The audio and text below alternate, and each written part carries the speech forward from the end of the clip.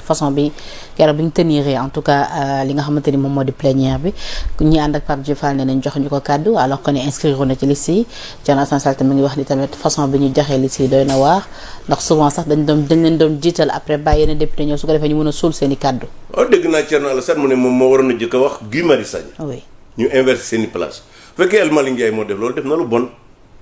def na loo xam ne président de l'Assemblée nationale bu baax waru ko def waaye nag El Malick Ndiaye xaaruma ci moom mu nekk président Assemblée nationale bu baax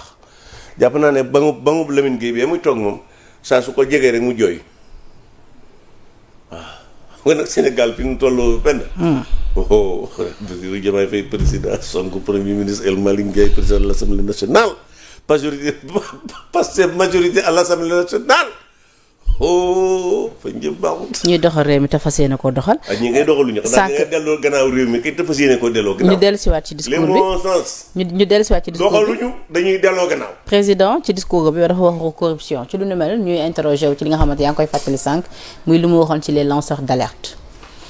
également président ci wàllum justice wax na ni il me plaît ainsi d'informer le peuple sénégalais que les lois sur la transparence sont finalisées et mises dans le circuit pour leur examen prochain en conseil des ministres. Par ailleurs, les travaux du comité ad hoc chargé de la mise en œuvre des consensus issus des assises de la justice se poursuivent sereinement. À ce jour, le projet de loi organique relatif à la Cour constitutionnelle, le projet de révision de la Constitution et le projet de la loi organique relatif au Conseil supérieur de la magistrature ainsi que les décrets d'application y afférents ont été finalisés et transmis pour validation. Les textes consacrant le juge des libertés et de la détention ainsi que les modifications du code pénal et du code de procédure pénale pour ce qui concerne entre autres les retours de parquet suivront bientôt. Président nee na li nga xamante ni tënkoon nañ ko ci yooyu la assise mu ne fu mu ne ñu ngi ci et que fii ak ay ci kanam tuuti dinañ ci gis li nga xamante ni en tout cas moom moo di validation yi. nee na également ci li nga xamante ni ñeel na travaux yu commission ad hoc bi ngir ñu mën a teg ab consensus bu fort li nga xamante ni moom moo di ba tey les assises de la justice ci lu nu mel en tout cas li nga xamante ni maa ngi koy wax li tënkoon nañ ko ci comme conclusion dinañ ci jëm bientôt. kon dafa mel ni daal ci wàllu justice réforme yi nga xamante ni yaa ngi koy fàttali te mu yàgg ko annoncé dafa mel ni nee na daal dinañ jëm ci finalisation ci ay fan yu ne. mais xam nga ñun moom daa waxoon daaw ne dana am ñu toog fukki weer ak benn dara amut mu diggaat ne dina am damay jàpp ne buñ jëbu ndànk lanu daloon ci fukki weer yi ñaar yi jàll dinañu dalaat rek. mais nee na càmbar nañ ko ba transmettre ko ñu ko war a transmettre xam nga pend un président kon kay mu nekk dañoo jàpp ne am na évolution. ce discours là sur la transparence là mais c'est ridicule ñoom ñoo waxoon ba ñuy laaj réew mi ne bu ñu faloo exécutif muy président de la République ministre day génn conseil supérieur de la magistrature loolu pour def ko jërul consensus jërul dialogue aw lay wut pour des fa ndax keroog mi nga naan woy UMS dañ ma ba mu koy wax laajoon na UMS lan moo ci xalaat et puis UMS de quoi se mêle lan mooy seen yoon ci président buy toog wala muy génn conseil supérieur de la magistrature et puis un président sérieux ñëw fi ay problème ay lanceur d'alerte et puis affaire transparence lan la ci yokk d'abord il y a déjà l'OFNAC il y a CENTIF il y a GIABA il y a le code de transparence qui est une norme communautaire fii ci Sénégal il y a tout le dispositif nécessaire pour lutter contre la corruption, la concussion et le népotisme, pour lutter contre le détournement de deniers publics. Tout est là. C'est-à-dire que président bu sérieux wut mooy poser débat yi xam nga lan la Sénégalais soxla benn débat ji les réformes sur l'économie parce que réew yi li ñu rawaatee économie la ñoom léegi même ñi fi investisseurs yi ñu ngi leen di daw comme dëmm tellement ils se comportent très mal nooy yi ay waxu caaxaan la ay lanceurs d'alerte c'est quoi ça maa ngi gis kër ba mu demee mburu naan xale yi nañuy yoole da nga ne nit ku sa maanaam xanaa ñëpp daa jàpp ne gone yi mu doon waxal duñ doomi jàmbur parce que gëw ma ne ay doomam dañ leen jàngal yoole non c'est pas sérieux. ah kon daal ba tey daal xam nga li wolof di wax nag moom xam nga wolof dañ naan mbër du lalu day màgg daal ci wàllum agriculture rek dañ naan mbër du lalu day màgg daal loolu walaabal na ci làmb waaye walaabalu ci état. d'accord boo bëgg yor état da ngay lëlu.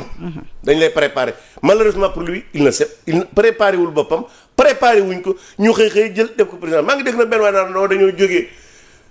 prison dem palais déedéet li ñu war a wax du loolu de. dañoo jógee Sweet Beauté dem pouvoir alors parce que lépp ci wàllu mbay bi boobu moom war nañ ko tabax di ko siyaare. ci wàllu mbay bi tamit président nee na effort yu mag en tout cas def nañ ko ci parce que nee na bi ñu ñëwee dañu fa fekk ab bor bu nga xamante ni ci groupe ñeenti aj la te boobu les bor de soldé nañ ko nee na également les arriérés dus aux opérateurs agréés pour les semences et les matériels agricoles pour plus de 80 milliards de francs CFA sur un montant de 113 milliards constatés à la fin 2024. Une somme de 70 milliards a été décaissée à la fin du mois de mars 2025 mu ñeel li nga xamante ni moom moo jël bi loolu tam lu mel tamit nekkul. dama déggee mu wax loolu. nekkul avancé. déedéet xam nga. nekkul jéego li nga wax nii mu wax ko. oui tam wax ko soo ko dem moo ko wax mu ngi ci discours. Diomaye daa weddi waxam weddi waxi Sonko. ñan waxam noonu. fàtte woo ko fi Sonko am na bis mu taxaw fi naan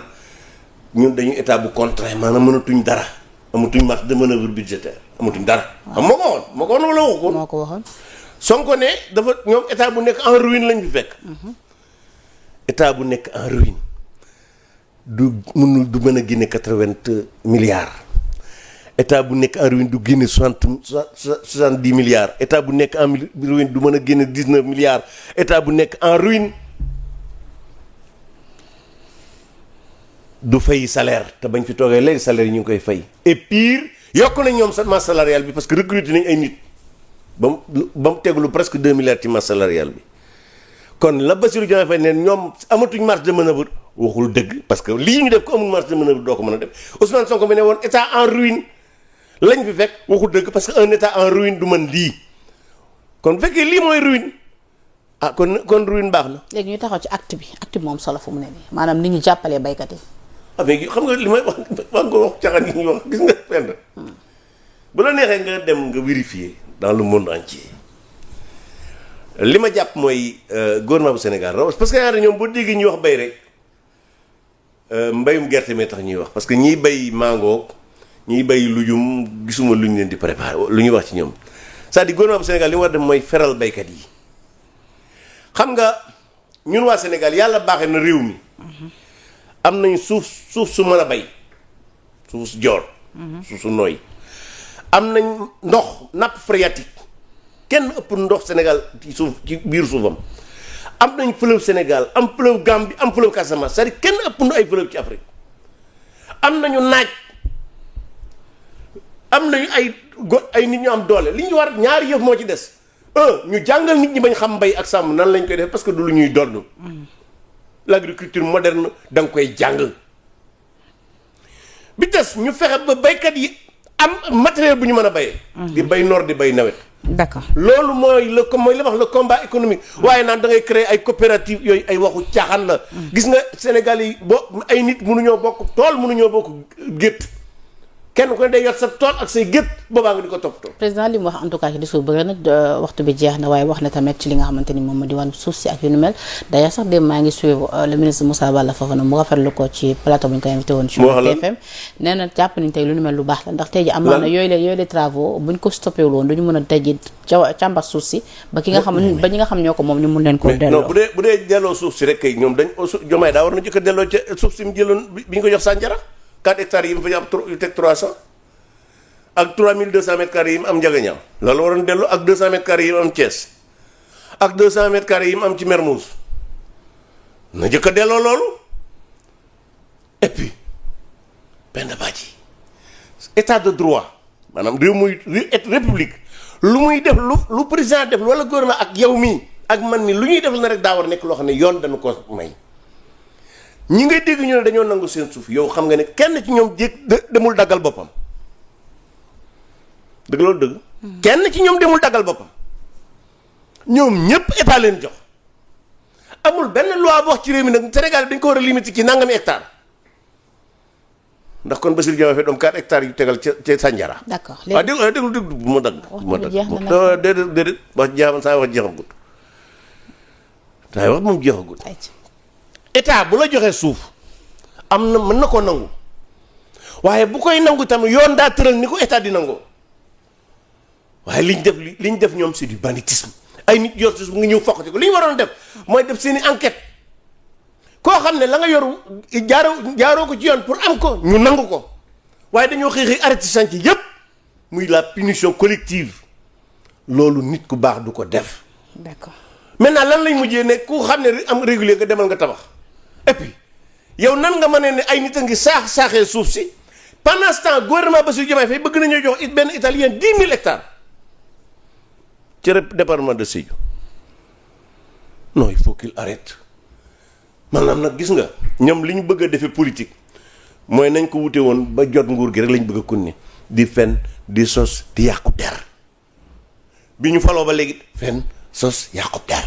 d'accord fukki weer ak ñaar yëpp fukki weer yi ñaari fen la fukki weer yu ñaari sos la fukki weer yu ñaari yàq der la fukki weer ak ñaar yi nu jëmit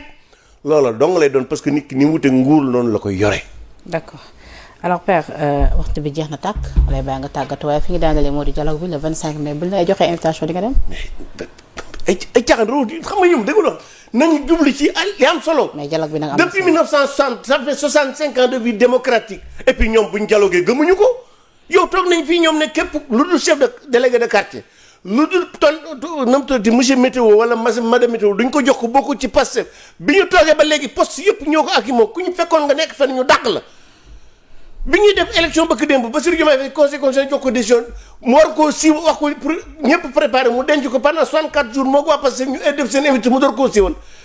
Pastef ku mu woo ci dialogue gëmuñu ko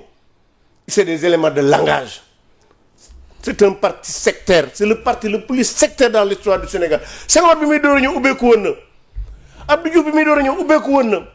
Abdoulaye Wade ubbeeku woon na Macky Sall bi c'est le seul parti boo xam ne da ngaa falu ñi nga doon ànd sax nga boddi leen c'est un parti sectaire du ñu nitu jàmm ku ca dem ku ne na nga xam ne yaa ngi suuxat maanaam nitu fitna yi yaa ngi suuxat lu dul dëgg parce que moom lenn dong la nit ku baax war a def ak ñoom mooy di leen xeex. waaye ils sont infréquentables ils sont radicalement mauvais et radicalement infréquentables. d'accord alors père di la remercier.